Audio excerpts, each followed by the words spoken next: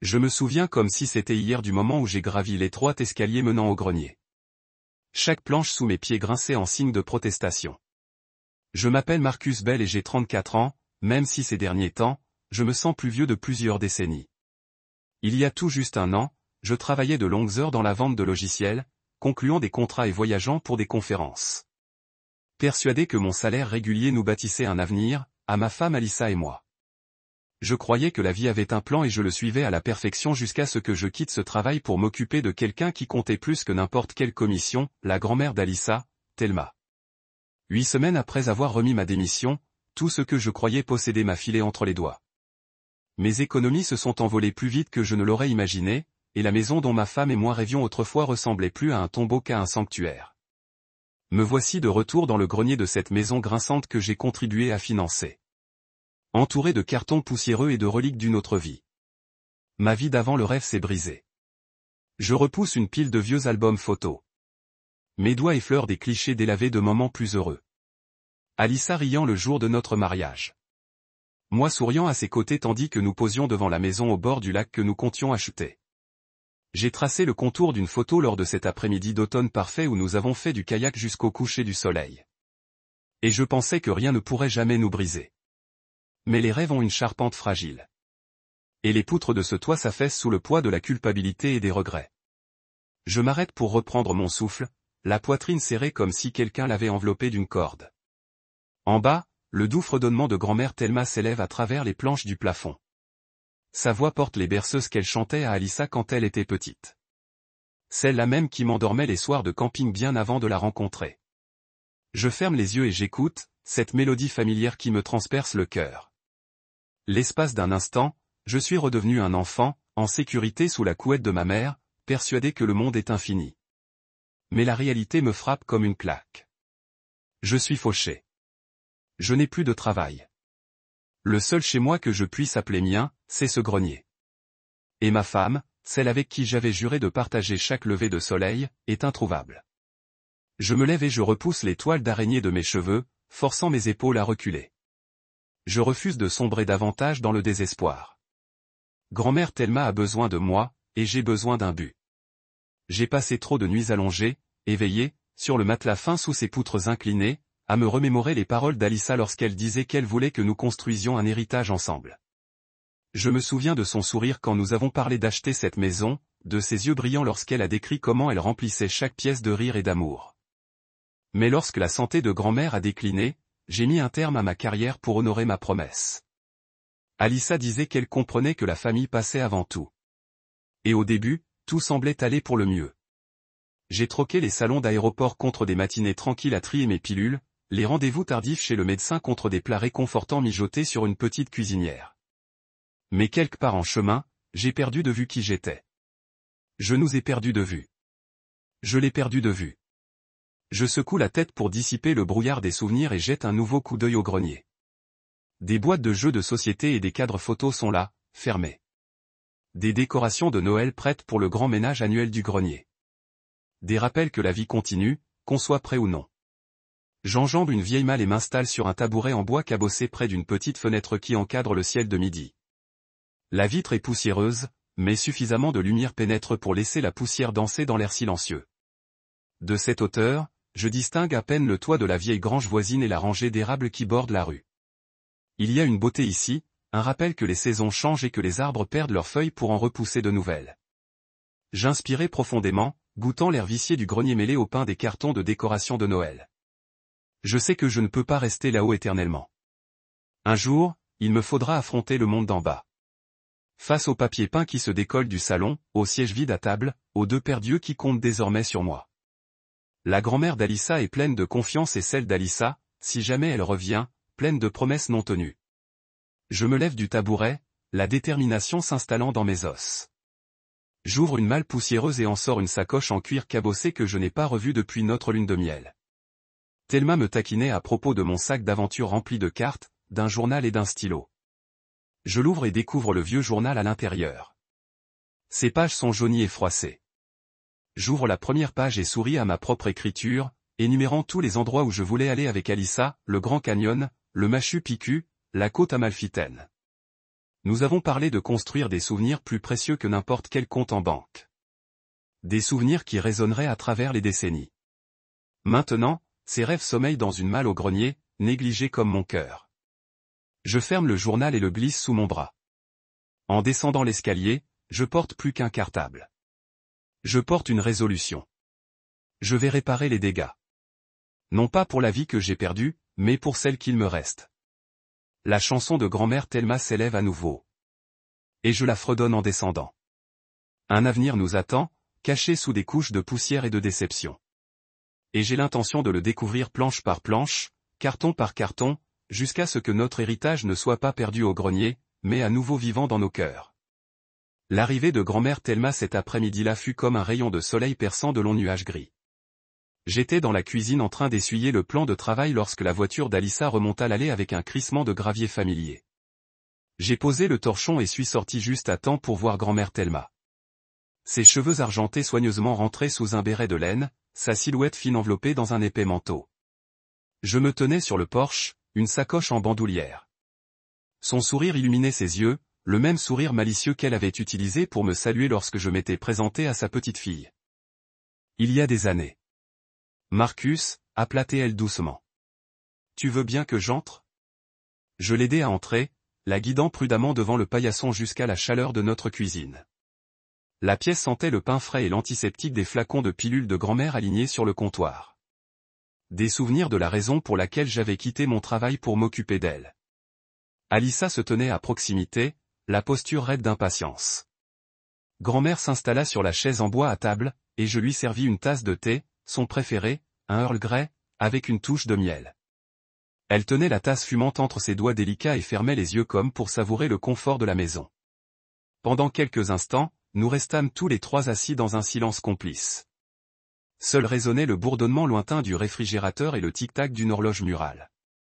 Le regard de grand-mère parcourut la pièce, s'attardant sur les plans de travail ébréchés et l'espace exigu réservé à son lit d'hôpital. On dirait le bon vieux temps, murmura-t-elle d'une voix chaleureuse. Sauf que maintenant, je sais combien vous avez sacrifié. Elle fouilla dans son cartable et en sortit une petite assiette de biscuits maison. J'avais immédiatement reconnu les siens, ceux de mes visites d'enfance, et je les ai fait passer. Chaque bouchée me rappelait les après-midi d'été dans son ranch, quand la vie était plus simple et que le temps s'étendait à perte de vue. Après avoir mangé, grand-mère posa l'assiette de biscuits et échangea un regard entendu avec Alissa. Mon cœur battait la chamade, pressentant que quelque chose d'extraordinaire allait se produire. Elle dégrafa le cartable et en sortit une épaisse enveloppe portant le logo en relief de sa banque de toujours.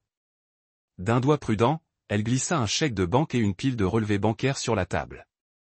J'en fus essoufflé. Marcus Alissa, commença-t-elle d'un ton ferme. J'ai vendu le ranch. J'ai sursauté de surprise. Le ranch du Montana, sa fierté et son héritage, appartenait à notre famille depuis des générations, un héritage bâti par son grand-père après son retour de la Grande Guerre. Alissa se pencha en avant, les yeux écarquillés. Grand-mère, tu n'es pas sérieuse, dit-elle doucement. Moi, si, répondit grand-mère. J'ai 82 ans et je suis fatigué. J'ai passé ma vie à prendre soin des autres, à élever mes enfants, puis à aider les parents d'Alissa quand ils avaient besoin de moi, et maintenant je vous laisse prendre soin de moi. Mais il est temps que je trouve la paix. Elle marqua une pause, son regard s'adoucissant en regardant Alissa. Je veux que tu aies ce que j'ai gagné, ma chère petite fille. Ce chèque, tapota-t-elle légèrement, est pour vous deux, à une condition. Alissa prit les papiers, ses doigts effleurant les miens. Je sentis un hochement de tête glacial dans ma poitrine. Quelles conditions, demanda-t-elle, la voix tremblante entre l'excitation et l'appréhension. Grand-mère lissa les papiers et parla avec une fermeté douce. Tu dois me garder à la maison, soigner et aimer jusqu'à la fin. Pas de maison de retraite, pas de famille éloignée. Tu m'accueilles et tu gères l'argent. J'ai confiance en vous deux. Ses yeux se figèrent dans les miens. Marcus, tu as été à mes côtés alors que personne d'autre ne l'aurait peut-être fait. Je veux que tu aides Alissa à faire de sa maison un sanctuaire pour moi, comme tu l'avais promis. J'avalai difficilement, les mots me nouant la gorge. Grand-mère, bien sûr. Nous ferons tout pour que tu sois à l'aise, dis-je d'une voix plus ferme que je ne l'étais. Je pris sa main et elle la serra, sa poigne étonnamment forte pour son âge. Je jetai un coup d'œil à Alissa, dont le visage était devenu pâle et exprimait une émotion que je ne pouvais déchiffrer. Avidité, soulagement, culpabilité. Dans les jours qui suivirent, les formalités administratives furent finalisées. Notre compte en banque gonfla d'argent que nous n'aurions jamais imaginé avoir. Nous transformâmes la chambre d'amis en suite privée pour grand-mère. Un lit d'hôpital près d'une fenêtre, une commode remplie de ses livres préférés, une courte pointe que j'avais rafistolée avec des bouts de linge de famille. Elle déballait des objets de famille, de vieilles lettres, des photos défraîchies, et les déposait sur une commode vintage que j'époussetais et astiquais. Certains après-midi, elle contemplait le jardin comme si elle attendait l'arrivée des chevaux, chuchotant des histoires de promenade au lever du soleil dans les prairies. Je l'écoutais et prenais des notes, imaginant des moyens d'honorer son héritage et de préserver son esprit dans nos vies modernes et trépidantes. Mais j'observais aussi la réaction d'Alissa. Elle répondait aux appels pour des week-ends spa avec des amis, feuilletait des brochures de voyage pour des destinations que je n'avais jamais envisagées. Elle me montrait des catalogues de rénovation, projetant des améliorations luxueuses pour notre salle de bain d'amis. Quand je lui rappelais gentiment la promesse qu'elle avait faite à grand-mère de prendre soin d'elle, son sourire vacillait un instant avant qu'elle ne hausse les épaules, affirmant qu'elle pouvait être indépendante. Je me retrouve à reprendre mon rôle d'aidante, à administrer les médicaments, à préparer le dîner, à accompagner grand-mère à ses rendez-vous médicaux. Chaque acte de gentillesse était lourd de sens, sachant que ce sacrifice était financé par la vente du ranch. Un soir, après que grand-mère fut couchée, j'ai interpellé Alissa en silence dans la cuisine. La sacoche de papier bancaire était posée sur le comptoir, telle une accusation. « À quoi penses-tu » ai-je demandé. Elle nous faisait confiance pour la garder à la maison. C'était sa condition. Le regard d'Alissa s'est détourné. « Je veux juste profiter au maximum de ce cadeau », a-t-elle murmuré. « On a lutté si longtemps. On s'est fait des promesses », ai-je dit d'une voix basse mais ferme. Ce n'est pas une question d'argent. C'est une question de dignité. Le silence s'est prolongé entre nous jusqu'à ce qu'elle baisse les yeux. J'ai alors réalisé que la surprise de grand-mère nous avait apporté plus que la sécurité financière. Elle avait révélé des failles dans nos fondations, des vérités que nous ne pouvions ignorer. Je ne savais pas ce qui nous attendait, si nous pourrions tenir notre promesse ou si l'argent nous changerait irrévocablement. Mais je savais que je resterais aux côtés de grand-mère Thelma, comme elle m'avait soutenu, quel qu'en soit le prix. Et que je ferais tout ce qu'il faudrait pour honorer son héritage, comme elle me l'avait confié. Cette nuit-là, tandis que je vérifiais le sommeil de grand-mère, sa respiration lente et paisible, je lui ai murmuré la promesse de la protéger, de la chérir et de veiller à ce que l'héritage qu'elle nous a légué perdure par des actions bien plus précieuses que n'importe quelle somme d'argent. Pendant les premiers mois qui ont suivi l'arrivée de grand-mère Thelma, Alissa était l'image même du dévouement. Elle s'est transformée en concierge personnelle de sa grand-mère. Arrivait chaque matin à la table du petit déjeuner avec un bouquet de marguerites fraîchement achetées à l'épicerie, l'interrogeant sur ses rêves comme si elle redécouvrait les merveilles de la jeunesse. Elle prenait des selfies souriant sur la véranda avec Thelma et les publiait en ligne sous le hashtag #rebonfamille. Ces légendes étaient pleines de promesses sur la nouvelle vie qu'elles construisaient ensemble. Depuis l'îlot central de la cuisine, je l'observais s'occuper du porridge de Thelma, saupoudrant de la cannelle en spirale soignée, empruntant mon téléphone pour filmer les rires de sa grand-mère.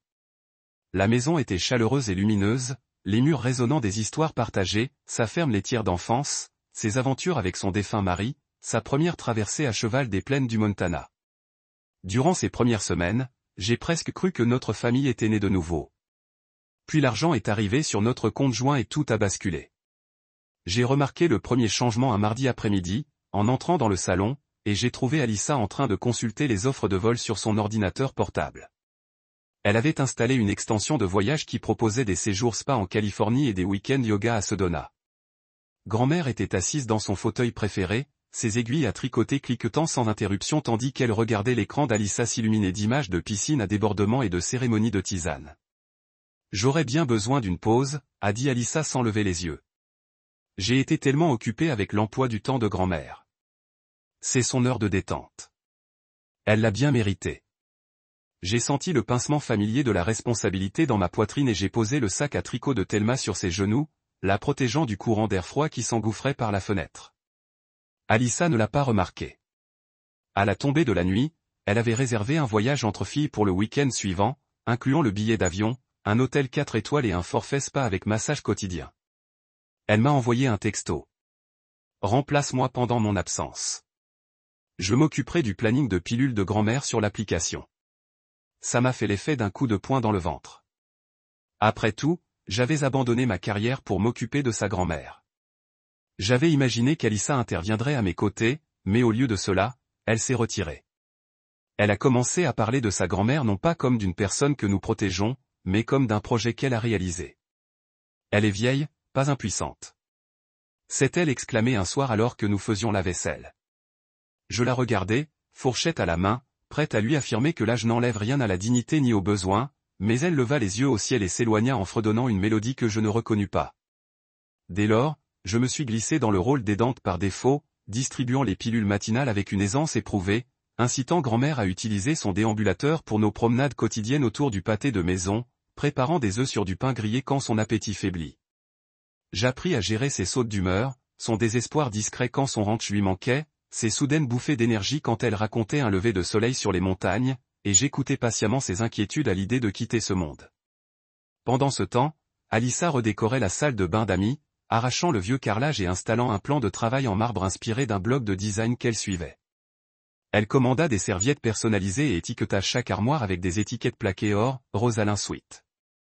Elle parlait de finition, de luminaires, de bougies parfumées, de tapis moelleux, comme si elle organisait une exposition plutôt que de s'occuper de sa propre grand-mère. J'essayais d'engager la conversation. Et si on demandait à grand-mère quelle couleur elle aime? Elle préférerait peut-être quelque chose de plus simple. Elle m'a repoussé en disant, elle a confiance en mon goût.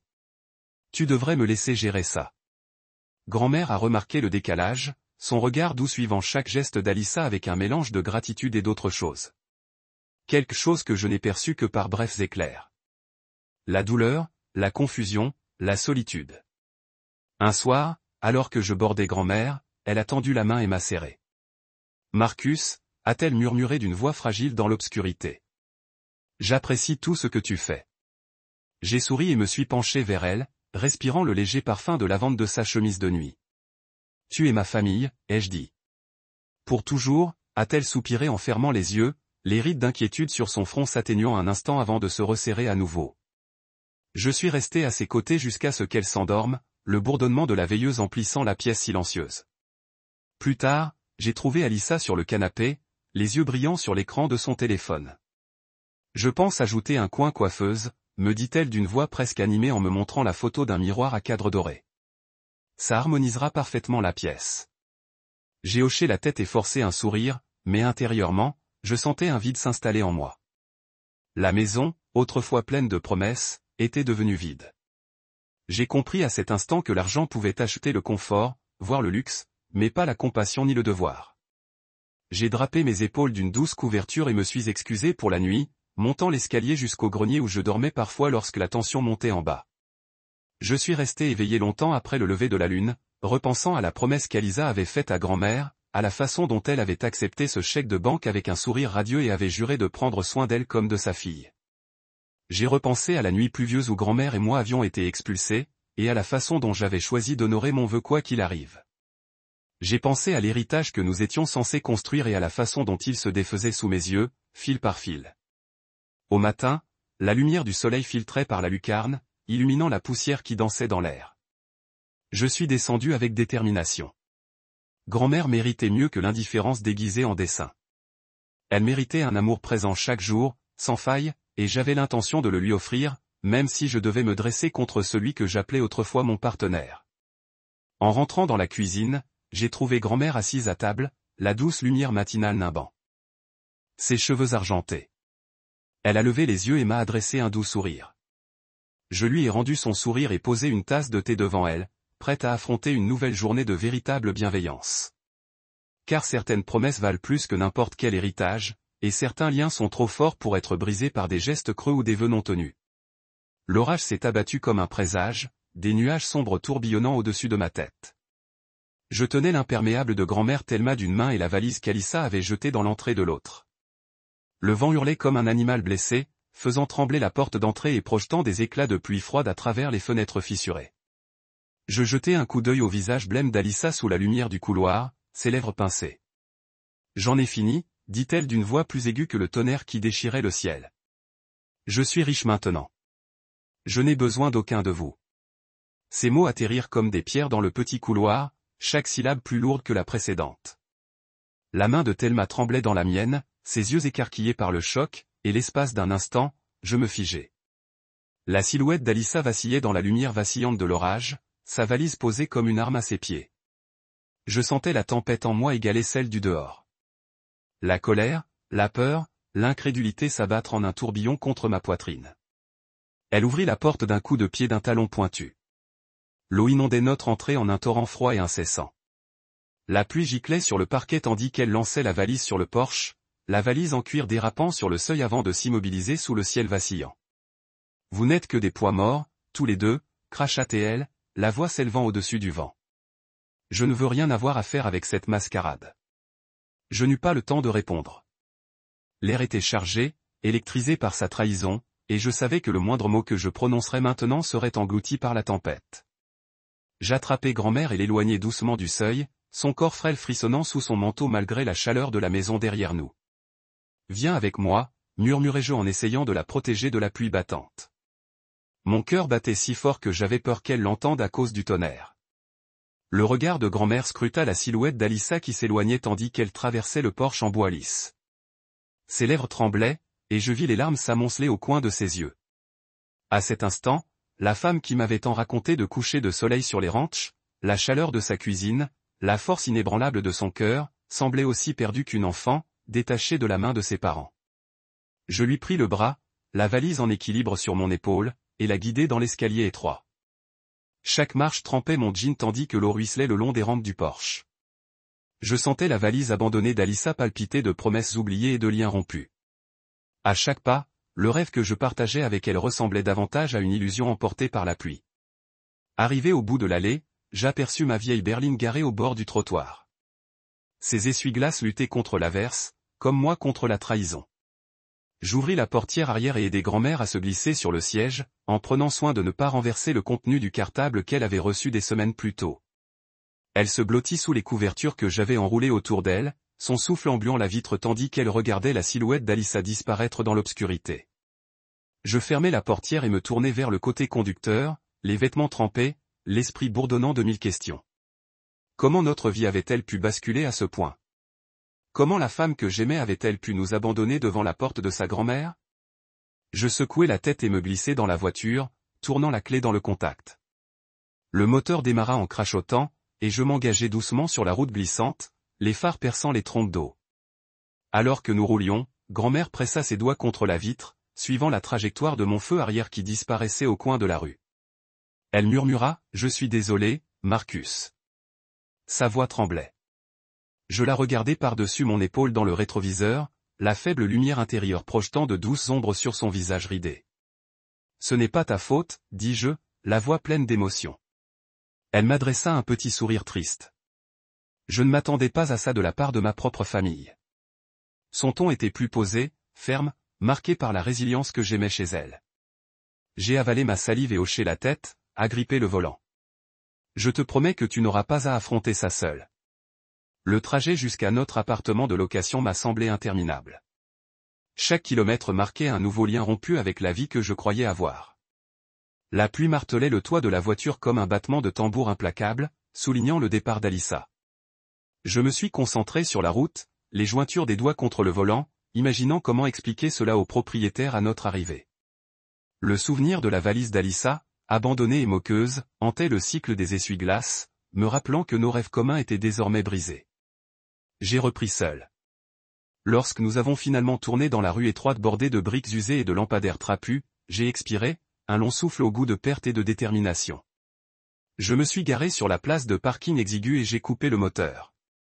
Le silence nous enveloppa, troublé seulement par les gouttes d'eau qui coulaient du dessous de la voiture. Je tendis la main et ouvris la porte à grand-mère, l'aidant à entrer dans le hall où une légère odeur de moisi et de café rassis nous accueillit. Elle s'appuya sur mon bras tandis que nous montions l'escalier menant à l'appartement, l'eau de pluie dégoulinant de son manteau sur mes chaussures. Une fois à l'intérieur, je refermai la porte pour la protéger de la tempête et la guider vers un canapé usé, dont les coussins avaient été aplatis par les années. Je trouvai une couverture dans la housse du placard et la drapai sur ses épaules avant d'aller chercher un verre d'eau. Grand-mère but une gorgée avec précaution et s'enfonça plus profondément dans les coussins, les yeux chargés de fatigue et de soulagement. Elle soupira en scrutant le petit salon où le papier peint décollé témoignait silencieusement de notre arrivée.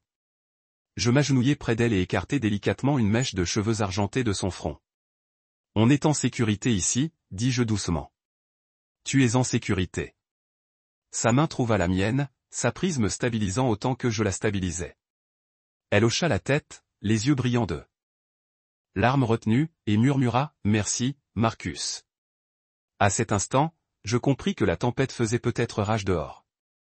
Mais dans ce minuscule appartement, un nouveau lien se formait, fondé sur la loyauté, la compassion et un dévouement indéfectible. J'avais perdu la femme que je croyais épouser.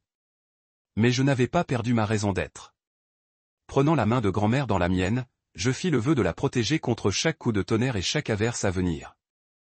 Et tandis que l'orage s'estompait en grondements lointains, j'éprouvais la certitude qu'ensemble nous surmonterions tout ce qui nous attendait.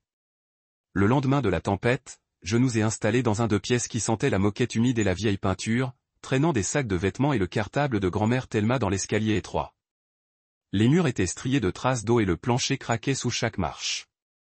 Mais cela faisait des heures, et pour la première fois depuis des semaines, j'ai ressenti une lueur de contrôle. J'ai posé la couette de grand-mère sur le lit simple, niché sous une petite fenêtre, dont le motif floral contrastait vivement avec le papier peint délavé. J'ai déballé ses rares affaires, des photos de paysages du ranch ensoleillé, un carnet d'adresses cabossé, sa tasse à thé en porcelaine préférée, et je les ai disposées sur la minuscule table de chevet. La kitchenette était exiguë, un mini-frigo ronronnant à côté d'une plaque de cuisson à un seul brûleur et un évier rempli de résidus de savon. J'ai frotté jusqu'à blanchir mes articulations, imaginant les futurs repas qui y seraient préparés, des œufs brouillés servis à la cuillère dans des bols. Des flocons d'avoine mélangés à de la cannelle. Des tasses de thé fumante coulaient de la théière ébréchée de grand-mère. Ce soir-là, j'ai hissé ma propre valise sur le lit et me suis assise à côté de la couette de grand-mère, écoutant sa douce respiration. « Je suis désolé que tu aies dû voir ça », ai-je murmuré, faisant référence au départ d'Alyssa. Elle m'a tendu la main et m'a tapoté la main. « Chérie, le seul endroit où j'ai jamais été à ma place, c'était ici avec toi, a-t-elle dit, la voix chargée d'émotion. Vous avez toujours été ma famille. » Je l'ai serré tendrement dans mes bras, les larmes aux yeux, réalisant combien la vie perdue était vide comparée au but que j'avais trouvé. Le lendemain, j'ai commencé mon premier service de coursier, livrant des colis de l'aube au crépuscule. Je me suis serré au volant d'une camionnette cabossée, le tableau de bord encombré de vieilles tasses à café et de tapis de tableau de bord effilochés. Le GPS aboyait les adresses, et je sillonnais les rues bondées de voitures klaxonnantes et de cônes de chantier. À chaque arrêt, je soulevais des colis, des cartons d'appareils électroniques, de la porcelaine délicate, des meubles surdimensionnés, et sonnais aux portes de quartier où je n'étais qu'un visage parmi d'autres. Mon costume de vendeur avait été remplacé par un gilet réfléchissant et des bottes de travail éraflées. J'ai troqué l'assurance impeccable d'une salle de conférence contre la certitude de savoir que mon salaire était essentiel à notre survie. Le jour de paie arrivait, je comptais chaque néra, mettant de côté le loyer, les charges et un peu de réserve pour les courses. J'ai appris à transformer le riz et les haricots en repas nourrissants. Riz jalaf aux tomates dès le lundi, compote de haricots le mardi, œufs et pain le mercredi, déjeuners emballés dans des tupperwares réutilisés. Le jour, je planifiais les rendez-vous médicaux de grand-mère et je demandais à une aide à domicile de venir 2 fois par semaine, au cas où j'aurais besoin d'aide. Le soir, je rentrais à l'appartement, déverrouillant la porte pour sentir l'odeur du ragoût mijoté sur la plaque chauffante et la douce lueur de la lampe de table éclairant le tricot de grand-mère. Elle était assise dans l'unique fauteuil, sa couverture enroulée autour de ses genoux, fredonnant cette vieille berceuse. Je sortis ses comprimés du sac et les déposai sur une cuillerée de compote de pommes, les guidant doucement vers ses lèvres. Elle déglutit d'un hochement de tête et but une gorgée d'eau dans sa tasse en porcelaine. Je lavai la vaisselle dans le minuscule évier, l'eau s'écoulant en spirale lente et hésitante, et je m'essuyais les mains sur une serviette en coton. Le soir, après que grand-mère s'était assoupie, je mettais à jour mon CV sur un ordinateur portable emprunté, hésitant entre retourner à la vente de logiciels ou me reconvertir. J'ébauchais des idées d'entreprise inspirées par son ranch, capteur d'irrigation intelligent, système de surveillance des sols à distance, application de gestion agricole, des concepts que j'avais autrefois présentés à des investisseurs en capital risque qui s'étaient moqués de moi. Ces idées avaient désormais un sens, nourries par ces histoires et le souvenir de verts pâturages à perte de vue. J'ai fermé l'ordinateur avec une détermination sans faille. Je réalisais que mon avenir ne résidait pas dans le retour à une routine fade, mais dans la construction d'un projet qui honorerait son héritage. Au fil des semaines, la santé de grand-mère a commencé à décliner. Sa toux s'est intensifiée, lui secouant la poitrine au petit matin, et elle avait besoin d'oxygène la nuit. Lorsqu'elle s'est effondrée pendant notre promenade matinale, ses jambes cédant sous son poids, je l'ai prise dans mes bras et j'ai couru jusqu'à la voiture. J'ai navigué dans la circulation matinale, la tenant lourdement sur mes genoux, l'adrénaline aiguisant tous mes sens. À l'hôpital, les médecins ont confirmé une pneumonie. Je me suis assis à côté d'elle dans la salle stérile, lui tenant la main à travers 4 perfusions et tubes à oxygène, l'odeur de l'antiseptique se mêlant à celle de sa chemise de nuit lavande. Elle m'a regardé, épuisé, et a murmuré, « Je me suis trompé à son sujet, mais je suis contente de ne pas m'être trompé à ton sujet. » Je l'ai embrassée sur le front et lui ai dit que je ne la quitterai plus jamais. De retour à la maison. J'ai installé un lit d'hôpital dans le salon, entouré de ses couettes, de ses photos et des fenêtres ouvertes filtrant la lumière de l'après-midi. J'ai ajusté ses oreillers, mesuré ses médicaments et fait bouillir de l'eau pour son thé. Je lui ai chanté cette berceuse tandis qu'elle s'endormait, la même chanson qu'elle m'avait apprise dans des jours plus heureux. Je crois alors, comme je le crois aujourd'hui, que prendre soin d'elle est le plus beau des métiers. Chaque contact doux, chaque murmure rassurant, construisait un lien de confiance et d'amour plus fort que n'importe quel contrat ou promesse. Nos luttes communes ont forgé un lien que ni la distance ni la trahison n'ont pu rompre. J'avais peut-être perdu une maison de charpentier bâtie sur un sol instable, mais j'avais bâti un foyer. Dans son cœur par des actes de dévouement et de sacrifice. Et chaque soir, en bordant la courte pointe autour d'elle, je savais que j'étais exactement à ma place. Parti de zéro, mais plus riche d'une manière que je n'aurais jamais imaginée. Le printemps arriva lentement cette année-là. Chaque jour, il arrachait les derniers vestiges de l'hiver des arbres et faisait émerger les premiers bourgeons verts. Au matin, Thelma s'effondra. Le soleil venait de percer l'horizon, peignant le ciel de lavande pâle et d'or. Je la guidai sur notre chemin familier, passant devant la boulangerie du coin, où l'odeur du pain frais se mêlait à la promesse du matin, devant les jardins des maisons de ville où les rires des enfants flottaient dans la brise. Thelma s'appuyait lourdement sur son déambulateur, sa respiration rauque par courtes rafales, mais elle était déterminée à suivre le rythme. Nous nous arrêtâmes sur le banc du parc surplombant la mare au canard où elle s'arrêtait toujours pour nourrir les mâles. Un autre, murmura-t-elle, atteignant sa poche de cardigan pour des craquelins émiettés. Je me suis agenouillé à côté d'elle, berçant le sac de reste dans ma paume afin qu'elle puisse choisir des morceaux un par un. Elle a regardé les canards glisser vers nous, le cou est gracieux, et j'ai vu ce familier dans ses yeux. Le son qui a fait écho dans l'air du matin. La réceptionniste m'a exhorté à l'emmener immédiatement aux urgences. De ses articulations et la ramena vers la voiture. Chaque étape était une course contre le temps. Chaque respiration qu'elle dessinait ressemblait à un vent pris dans des lectures creuses. Je l'ai bouclé dans le siège du passager, tâtonna pour que mon téléphone appelle le 911 et j'ai couru dans la rue étroite avec un moteur rugissant, des pneus pulvérisant la rosée du trottoir. Mon cœur battait si férocement je l'ai senti dans ma gorge et j'ai à peine remarqué la lumière rouge que j'ai traversée jusqu'à ce qu'elle clignote derrière moi. Je me suis penché en avant sur le siège, l'urgence inondant chaque synapse de mon corps. « S'il vous plaît, attendez, murmurai-je, épais d'émotion. Elle tendit la main et saisit ma main, ses doigts tremblants. « Vous vous souciez trop, murmura-t-elle entre des halètements et serra. « Je t'aime. » J'ai étouffé les larmes de dos alors que je pressais l'accélérateur dans le long tronçon de l'hôpital, le ciel s'éclaignait avec l'aube, comme si je me pressais. À l'intérieur du service d'urgence, je n'ai jamais quitté son côté. Les infirmières l'ont emmenée pour les radiographies et le sang-test. Un médecin et des gommages ont expliqué qu'elle avait une pneumonie sévère et que ses poumons se remplissaient de liquide. Nous devons l'admettre, a déclaré doucement le médecin. J'ai hoché la tête sans mot, le poids de sa fragilité s'installant dans ma poitrine. J'ai regardé qu'ils l'ont roulée dans une pièce privée, le cadre rigide du gurney vacillant sous elle. J'ai suivi près de derrière, s'accrochant à sa sacoche, sa tasse de thé préférée enveloppée dans une serviette et la petite boîte de ses fournitures de tricot. L'odeur antiseptique m'a frappé comme une vague alors que nous entrions dans la pièce stérile, les machines bipinguant en réconfort mécanique. Ils l'ont installée dans le lit de l'hôpital et l'ont accrochée à une goutée à l'oxygène. Sa respiration s'est relâchée une fois que le masque a continué. Le sifflement de l'air sous pression la boit dans un état plus calme. J'ai perché sur le bord de son lit, lissant sa couverture et baignant la courte pointe autour de ses épaules. Elle ouvrit les yeux et m'a fait un petit sourire fatigué. « Tu as bien fait, Marcus, murmura-t-elle. Mieux que je n'aurais jamais pu espérer. J'ai brossé une mèche de cheveux de son front et l'embrassé sur le front. Tu iras bien, je mentis, ma gorge se resserre. Tu te reposes. Drift et sort comme des fantômes de compassion. Sans à Alyssa quand elle était enfant. Les respirations ont ralenti. J'ai appelé mon amie de l'école d'infirmière, maintenant infirmière en hospice, et j'ai demandé des conseils pour la rendre confortable. Elle m'a guidé en ajustant son oreiller, apaisant le resserrement de sa poitrine, offrant de petits conforts, un tissu frais pour son front, son parfum préféré sur un tissu à sentir.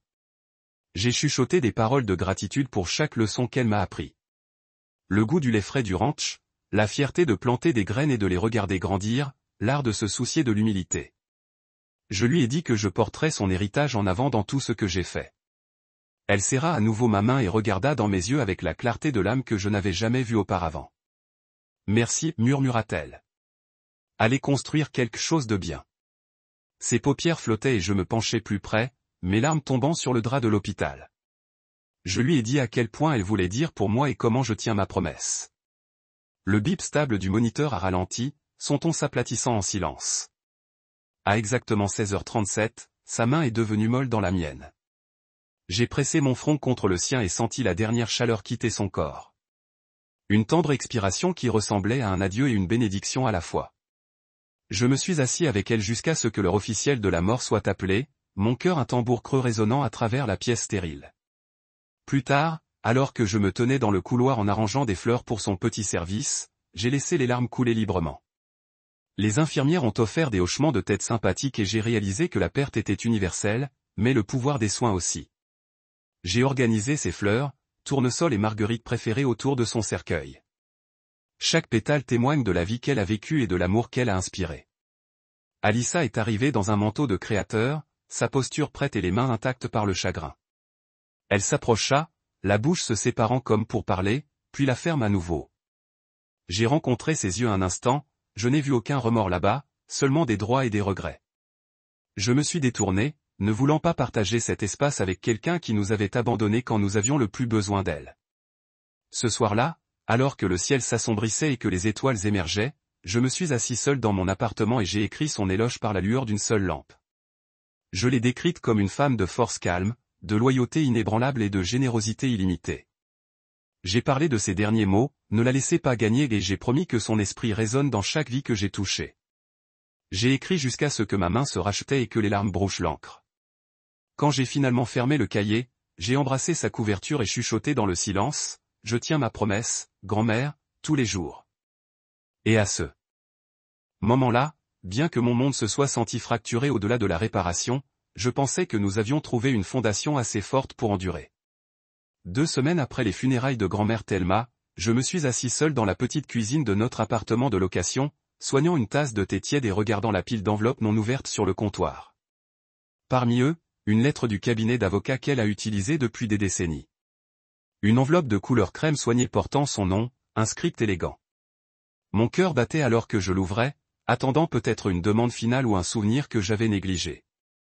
Au lieu de cela, à l'intérieur était une invitation à la lecture de sa volonté. L'adresse était les mêmes chambres où mes propres parents avaient une fois contesté leur propre héritage. Le souvenir a fait tourner mon estomac. J'ai plié la lettre et l'ai glissée dans ma poche, déterminé à honorer les souhaits de grand-mère en assister seul. Après ce qu'Alyssa avait fait, je ne voulais pas que sa présence sache le moment. Le matin de la volonté se rendit croustillant et clair, le ciel un bleu brillant qui semblait presque irrespectueux dans sa joie. Je m'habillai dans ma meilleure veste, un blazer fané que j'avais sauvé de mon ancienne garde-robe, et j'ai fait la courte promenade vers le cabinet d'avocat. La sacoche contenant les effets de grand-mère suspendus sur mon épaule. Derrière moi, ces courtes pointes et tasses à thé étaient pliées dans des boîtes en carton soignées, attendant que je décide de leur sort. Je m'arrêtai sur le perchoir du grand bâtiment en briques, redressai mes épaules et retentit la cloche.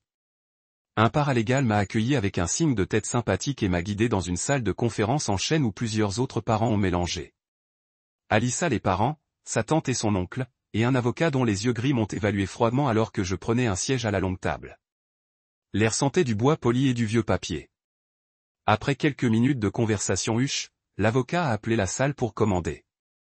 Nous sommes rassemblés aujourd'hui pour honorer les derniers souhaits de Thelma Rosalin. Il a commencé, la voix stable. Il s'arrêta pour scanner la pièce. Je lirai le testament dans son intégralité, puis faciliterai toutes les questions concernant la succession.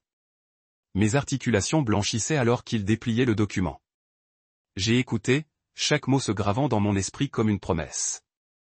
À ma famille bien-aimée, la lecture a commencé. J'ai essayé de subvenir aux besoins de chacun de vous du mieux que je pouvais tout au long de ma vie. Pourtant, j'ai appris que la vraie loyauté n'est pas montrée par le sang seul, mais par des actions du cœur.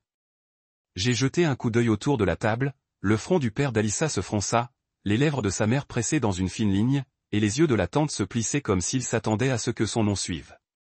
Par conséquent, je lègue ce qui suit. À mon petite-fille, Alyssa, j'en laisse un souvenir. L'ensemble des cuillères à café d'argent que j'ai achetées à mon mariage il y a 80 ans. Qu'il vous rappelle que l'amour est mesuré dans les petits moments que vous partagez à la table. Un halètement doux s'est levé de la mère d'Alyssa, et j'ai regardé le visage d'Alyssa scintiller avec incrédulité et indignation. L'avocat s'éclaircit la gorge et continua. À mes chers voisins et amis, je laisse des jetons de gratitude adorables à leur soutien. Les proches ont déplacé des murmures enceintes et en attente les ondulants. J'ai senti mes paumes humidifiées alors que je me préparais à la partie qui changerait tout. Et à Marcus Bell, qui a pris soin de moi avec une dévotion inébranlable dans mes derniers mois, je quitte tout mon domaine.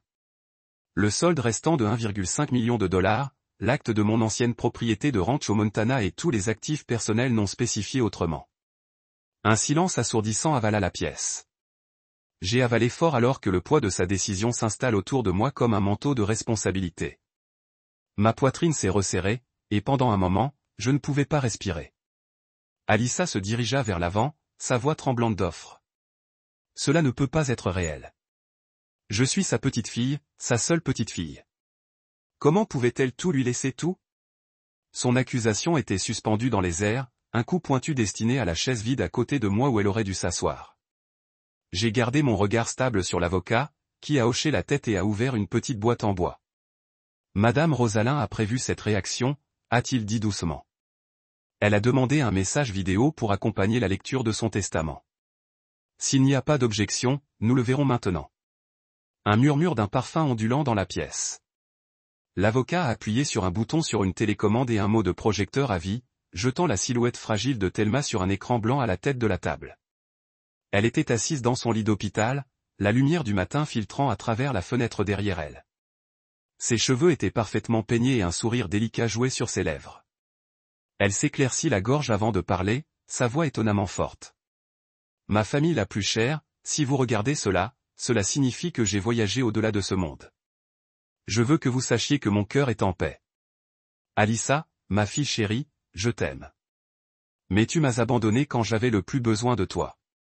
Vous avez choisi le luxe et la commodité plutôt que la loyauté. Je vous laisse donc cet ensemble de cuillères, un rappel que l'argent seul ne peut pas soutenir l'amour. Marcus, tu es mon rocher. Quand personne d'autre se tenait à mes côtés, vous l'avez fait. Vous avez soutenu ma dignité et honoré mes souhaits. Je vous conteste mon ranch, mes économies et mes espoirs pour l'avenir. Construire quelque chose de bien avec eux. Elle fit une pause, les larmes scintillaient dans ses yeux. Pas par dépit, mais par gratitude. Merci, Marcus, de m'avoir montré ce que la famille signifie vraiment. La vidéo s'est terminée, et la pièce est restée immobile, l'écho de ces mots résonnant dans chaque coin. Ranch sur la table de conférence. J'ai tendu la main et tracé le toit de la grange miniature avec un bout des tremblements, imaginant la vraie terre s'étendant sous un ciel sans fin. À l'extérieur de la ville, il est parti, inconscient de la transformation qui s'était produite dans ses murs. La tante d'Alyssa s'éclaircit la gorge. C'est tout à fait non conventionnel, a-t-elle dit, voix serrée. Peut-il vraiment hériter s'il n'est pas de la famille? L'avocat a ajusté ses lunettes et a répondu. La volonté de Thelma est juridiquement contraignante. Ses souhaits sont clairs et sans ambiguïté. Les mains d'Alyssa tremblaient en frappant l'emballage des cuillères à café. Sa mère l'a tapoté sur l'épaule, mais je pouvais voir la honte dans ses yeux. Ils avaient perdu non seulement de l'argent, mais le droit de s'appeler soignant. Lorsque la réunion a ajourné, j'ai rassemblé ma sacoche et j'ai glissé dans l'après-midi brillant, le poids des possibilités appuyant sur mes épaules. J'ai pensé aux paroles de grand-mère, construire quelque chose de bien. J'ai pensé au ranch. Les herbes sauvages se balançant dans le vent du Montana et l'idée qu'avec un but et une conviction, je pouvais transformer la tragédie en héritage. En descendant les marches, j'ai senti mon cœur s'installer dans une détermination calme. La route à venir serait incertaine, mais je n'étais plus une dérive. J'ai porté avec moi non seulement sa fortune, mais sa foi en moi, et ce serait le fondement sur lequel j'ai construit tout ce qui a suivi. Je suis arrivé au bureau de l'avocat de grand-mère Thelma. Le matin après la lecture de testament avec un mélange d'attention et d'anticipation silencieuse, saisissant la petite enveloppe qui contenait le message vidéo qu'elle avait enregistré avant son décès. La chambre était la même chambre de conférence Pandoc où j'avais entendu la voix de l'avocat annoncer ses derniers souhaits, le mur même faisant écho au halètement stupéfait de sa famille. En entrant, l'avocat leva les yeux de son bureau et offrit un petit signe de tête respectueux. Il a fait un geste vers un écran haute définition monté sur le mur. « Vous êtes-vous prêt, monsieur Bell ?» a-t-il demandé. Je me suis installé sur la chaise unique placée devant l'écran, celle à partir de laquelle je pouvais mieux voir son visage, et j'ai hoché la tête, mon impulsion accélérée. L'avocat a tamisé la figure des lumières, et la pièce est tombée dans le silence hushed. Lorsque Thelma était frêle mais digne de dignité, la vue de son souffle. Le soleil du matin a frappé la fenêtre derrière elle, peignant ses cheveux argentés dans un halo doux. Je sais que la lecture de ma volonté a surpris beaucoup dans notre famille, et j'imagine qu'il y a des questions sur les raisons pour lesquelles j'ai choisi de vous laisser la majeure partie de ma succession. Je me suis penché en avant. Les yeux fixés sur l'écran, se sentant comme si elle était dans la pièce avec moi. Elle a atteint sa table de lit et a pris le journal, ce journal contenait des souvenirs de la vie, de la stèle. Land, a-t-elle expliqué, sa voix attrapa en faisant une pause. Mettez le journal de côté et ramassa la sacoche qui portait toujours ses lettres et photographies manuscrites. De notre histoire. Des images de lever de soleil et de récolte, de sentiers poussiéreux et de rires résonnant à travers les champs, a-t-elle dit, son regard dérivant vers la sacoche. Les emportez avec vous. Laissez-les vous guider lorsque vous construisez quelque chose de bien. Une larme coulait sur sa joue en ajoutant. Je veux que vous sachiez que le véritable héritage n'est pas mesuré par des acres ou des dollars, mais par les vies que vous touchez et la compassion que vous montrez. J'ai pressé ma main vers ma poitrine. Le poids de ces paroles me ancrant dans un but que j'avais ressenti, mais jamais complètement compris jusqu'à présent. Grand-mère Thelma a pris une profonde inspiration et a continué. Alyssa, ma chère petite fille, j'espère que vous trouverez dans votre cœur de vous pardonner les choix que vous avez faits.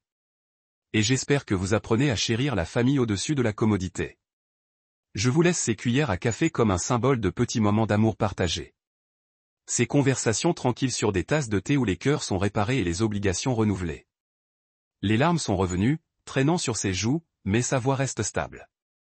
Marcus, tu m'as montré que l'amour dure au-delà des difficultés, cette gentillesse est le plus grand héritage.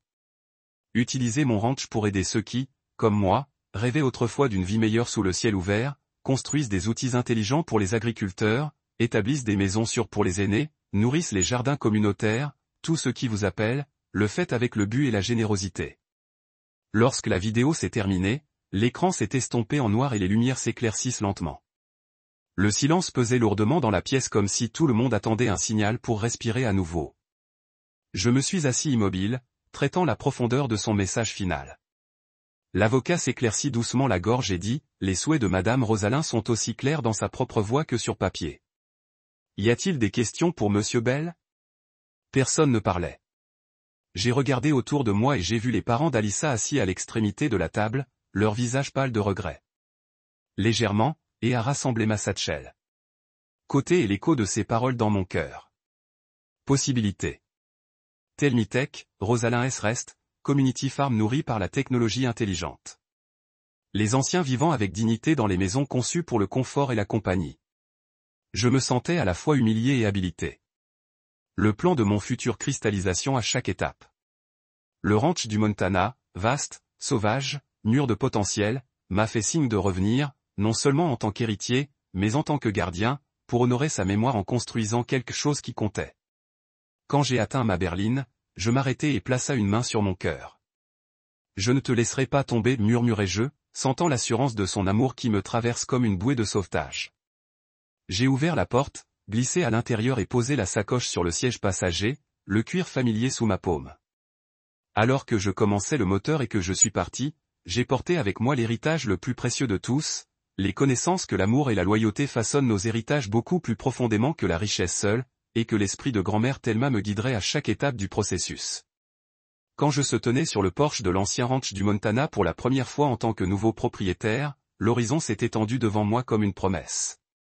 Les champs roulants, autrefois dorés de blé, se sont maintenant calmés sous un ciel d'automne net, parsemé de granges altérées et de poteaux de clôture blanchis par le soleil.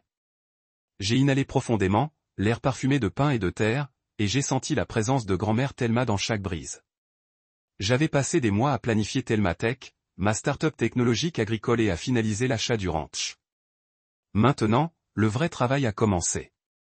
J'ai roulé mes manches et je suis entré dans la grange, ses portes grinçant sur des charnières rouillées.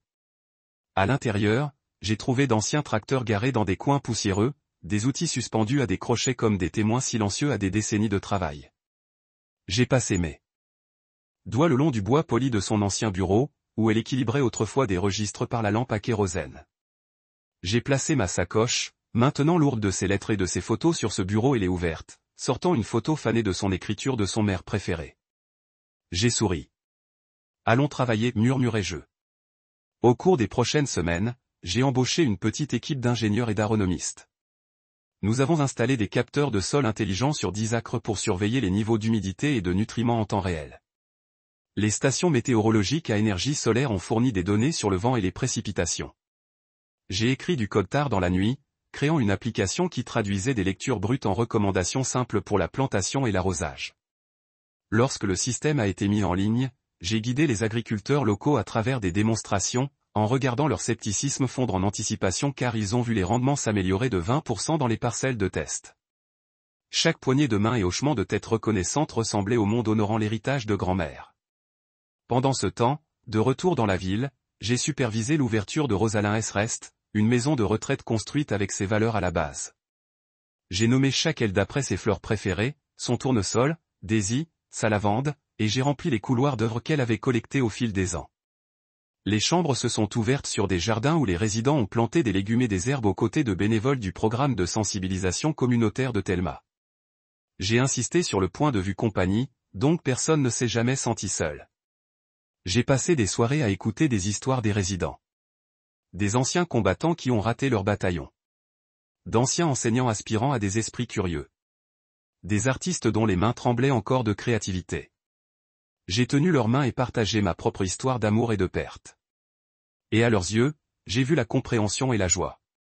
À l'occasion du premier anniversaire de son décès, j'ai organisé la cérémonie de jardin inaugurale sur les pentes douces du ranch. Des familles de Rosalind S. Repos ont voyagé en bus. Les anciens s'appuient sur les cannes ou les armes du personnel pour rejoindre les agriculteurs locaux et les volontaires. Nous nous sommes rassemblés autour d'un cercle de saplings de chêne plantés dans sa mémoire. Je me suis avancé et partagé quelques mots.